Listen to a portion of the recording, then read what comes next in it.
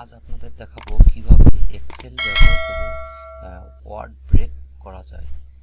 তাহলে শুরু করা যাক। প্রথমে আপনারা কম্পিউটারের স্টার্ট বাটন থেকে এক্সেল অপশনটি সিলেক্ট করবেন, অথবা মাউসের রাইট বাটন প্রেস করে ওখান থেকে নিউ থেকে নিচে কার্সারটি নিচে নামাবেন। তখন দেখবেন মাইক্রোসফট এক্সেল দেখা যাচ্ছে। ওটা ক্লিক করলেই নতুন একটা মাইক্রোসফট এক্সেল ওপেন হবে। আমি যেমন একটা মাইক্রোসফট এক্সেল নিলাম, এটির নামকরণ করলাম স্যাম্পল দিয়ে। এবার দেখুন আমাদের পেজটি ওপেন হয়ে গেছে। এবার আমি কোনো একটা লেখা লিখব। তো এখানে আমি স্যাম্পল হিসাবে লিখলাম Bangladesh is our mother land.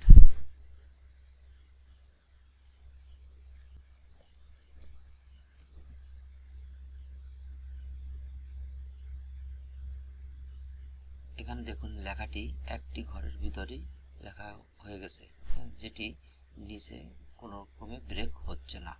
এখন যদি আপনারা এখানে ইন্টার প্রেস করেন তাহলে অপশনটি নিচে চলে যাবে কার্সরটি, কিন্তু আপনার ব্রেক হবে না।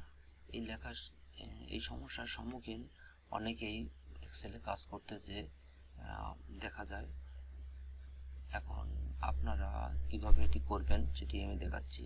প্রথমে এটি সিলেক্ট করতে হবে, এরপরে উপর থেকে দেখেন র্যাপ টেক্সট আছে।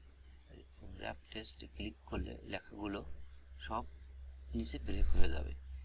এবার মাউস দিয়ে আপনি ঘরটা যদি সরাই, উঠাই, নামাই, এভাবে রো কলাম ঠিক করি, তখন দেখেন ওয়ার্ডটা উপরে নিচে বিভিন্ন ব্রেক হচ্ছে।